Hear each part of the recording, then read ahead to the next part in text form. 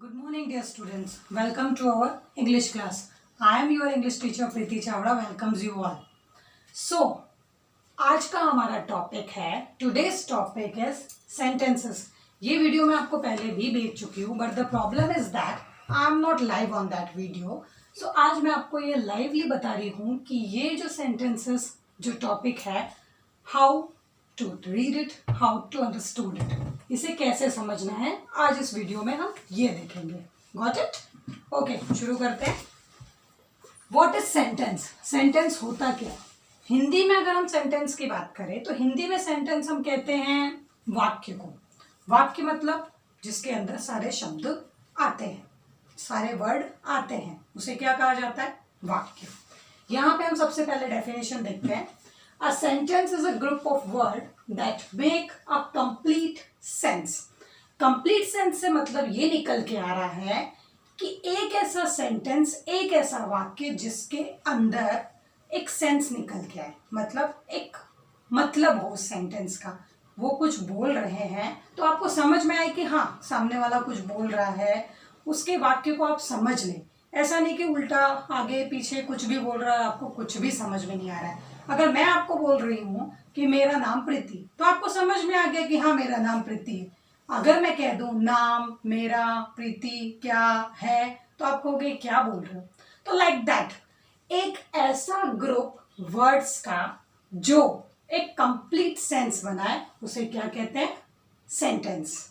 अब क्या होता है कि सेंटेंस की भी एक रचना होती है, means how to form a sentence. किन चीज़ों की ज़रूरत होती है सेंटेंस बनाने में?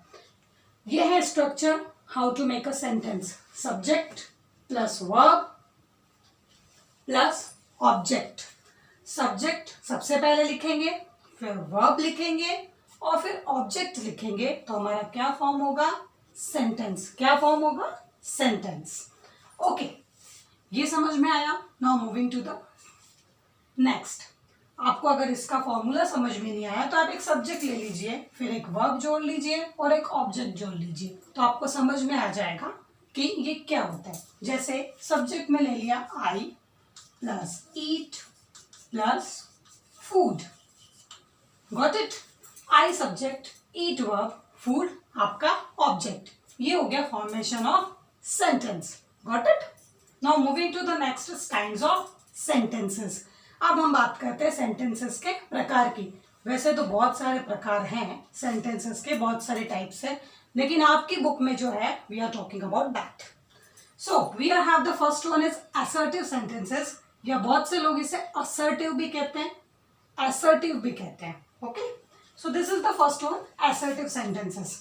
Next is interrogative sentences, imperative sentences, and the last is exclamatory sentences. थोड़ा सा बताती हूँ कि क्या होता है. assertive sentences एक बिल्कुल सिंपल सेंटेंसेस होते हैं. ये पॉजिटिव भी हो सकते हैं, नेगेटिव भी हो सकते हैं. assertive sentences वो सेंटेंसेस जो एक स्टेटमेंट देते हैं, मतलब अगर मैं कुछ कह रही हूँ तो उस बात में एक दम है. द सॉलिड टॉक, मतलब जो मैंने कहा वो एक स्टेटमेंट है. Like the bird fly in the sky. तो birds fly in the sky assertive क्यों है? क्योंकि ये एक घोषणा है, एक स्टेटमेंट है जो मैंने करी और ये ट्रू स्टेटमेंट है, इसीलिए इसे असर्टिव कहा जाता है. इसी का अगर हम नेगेटिव देख लें तो lion do not eat grass. ये सबको पता है कि लॉयन ग्रास नहीं खाता है, तो ये भी एक स्टेटमेंट है जो एक सही स्टेटमेंट है, इसीलिए इसे असर्टिव कहा जाता है. ये दोनों होते हैं बेटा, it is positive as well as it is negative.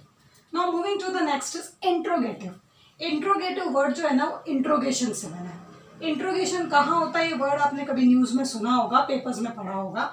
Interrogation तब होता है जब पुलिस आपसे कुछ पूछती है, तो कहते हैं ना पुलिस उसको जो भी कैदी है या जो सजा काट रहा है उसे कहाँ ले गई है, जिसने जुर्म किया उसको कहाँ ले जाती है पुलिस? इंट्रोगेशन के लिए, मतलब पूछताछ के लिए.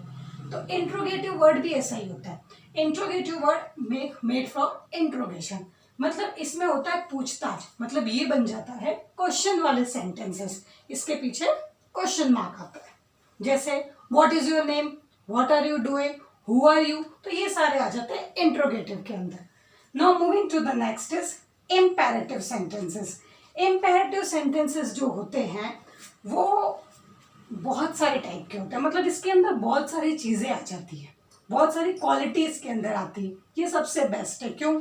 क्योंकि इसके अंदर आप किसी से रिक्वेस्ट कर सकते हो, किसी को ऑर्डर दे सकते हो, किसी को सजेशन दे सकते हो।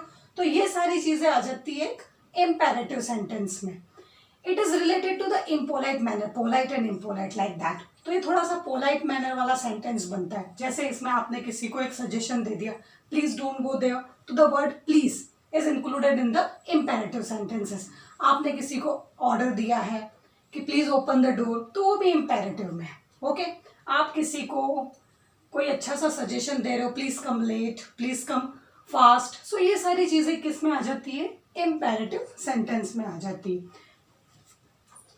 Now the exclamatory sentences. Exclamatory sentences exclamation marks के ऊपर डिपेंड करता है। इसे एक्सक्लेमेशन मार्क्स कहते हैं। एक्सक्लेमेशन साइन है जो पंक्चुएशन में यूज किया जाता है। सो द एक्सक्लेमेशन साइन के बेस पे ही एक्सक्लेमेटरी सेंटेंसेस होते हैं, जिनके पीछे एक्सक्लेमेशन साइंस लग जाते हैं। एक्सक्लेमेशन साइन जिनके पीछे लगते हैं वो एक्सक्लेमेटरी सेंटेंसेस होते हैं। वो सेंटेंसेस जो कहते हैं ना आपको चौंका दे या आपको बिल्कुल विस्मय कर दे, हिंदी में विस्मय कहा जाता है, और अगर आपकी भाषा में कहे तो बहुत वो वाले सेंटेंस जिसको आप एक्सप्रेस करते हो तो अचानक चौंक जाते हो।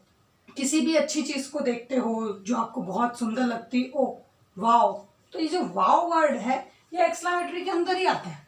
क्यों? क्योंकि आपको बहुत अच्छा लगा, बहुत खूबसूरत लगा, तो इसीलिए आपने उसके लिए क्या बोला? वाओ।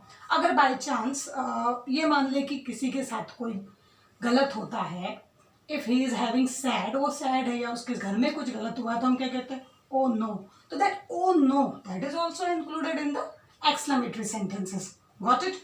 तो ये है आपके सेंटेंसेस, और इनको थोड़ा सा डीप में हम लोग एक बार और पढ़ते हैं। Got it?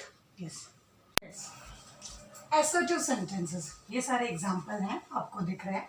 Assertive sentences, assertive मैंने कहा था आपको वो सेंटेंस जो सिंपल स्टेटमेंट सेंटेंसेस हो। लाइक फर्स्ट एग्जाम्पल देखिए, birds fly in the sky.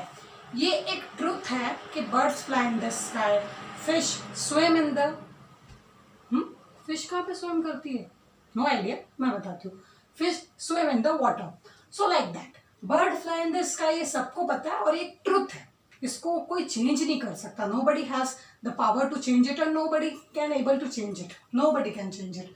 So this is the statement and this is the true statement, so it is included in the assertive sentences. Yes, birds fly in the sky. Lions don't eat grass. Lion, जो lions है वो grass नहीं खाते। We already know, अगर खाते होते तो हम उन्हें पाल लेते घर में।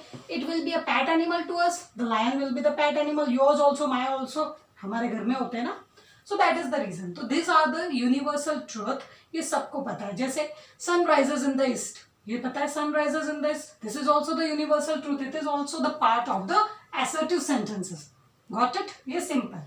जो statement sentence हो और true हो, जो true हो, ये ट्रू सेंटेंसेस है। तो ये किसका पार्ट बन गए? एसर्टिव सेंटेंसेस का। Got it? इसके और एग्जांपल आपको लर्न करने हैं, लिखने हैं, homework. Moving to the next, interrogative. Interrogative sentence, as I told you, in the interrogative sentences we will ask the question. Question from what, question from who, question from where, question from whom. जो भी W से शुरू होते हैं वो question होते हैं, और नॉट इवन दैट, इससे शुरू होंगे तो भी क्वेश्चन बनेंगे, आर से शुरू होंगे तो भी क्वेश्चन बनेंगे, डू से शुरू होंगे तो भी क्वेश्चन बनेंगे। तो जितने भी क्वेश्चंस हैं वो किस में आ जाते हैं? इंट्रोगेटिव में। What is your name question है। अगर आपसे किसी ने पूछा कि व्हाट इज योर नेम, तो ये किस सेंटेंस के काइंड का हो गया? ये इंट्रोगेटिव का हो गया। Got it? Who are you? I am a teacher, you are a student, simply बोल सकते हो, अपना नाम ले सकते हो। Got it? Now moving to the next, imperative sentence. Imperative sentence में आपको बताया था सजेशन आ सकता है, एडवाइस आ सकता है, किसी से रिक्वेस्ट आ सकती है। तो ये जो है ये किस में आता है? इम्पेरेटिव में। एग्जाम्पल देखिए, प्लीज ओपन द डोर। तो प्लीज क्या बोल रहा है वो? प्लीज एक रिक्वेस्ट है कि कृपया दरवाजा खोलें, हिंदी में यही कहते हैं ना। तो प्लीज ओपन द डोर, ये किसका हो गया? एक रिक्वेस्ट हो गई है, और ये किसके अंदर आ गई है? इम्पेरेटिव के अंदर आ गई है। No next, always have the poor.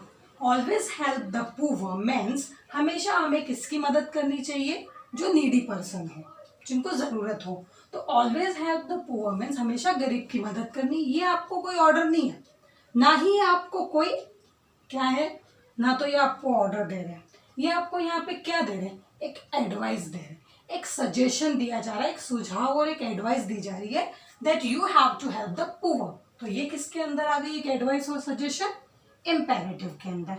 समझ में आया? Now the last, exclamatory sentences. Exclamatory sentences मैंने कहा था जिसमें एक्सप्रेशन होते हैं। ओह वाओ, जो चीज़ अचानक होती है, खुशी वाली भी होती है, दुख वाली भी होती है, both the feelings, it is happiness as well as is the sorrowness. Happy, sorrow या सैड। जॉय का अपोजिट सॉरो, हैप्पी का अपोजिट सैड।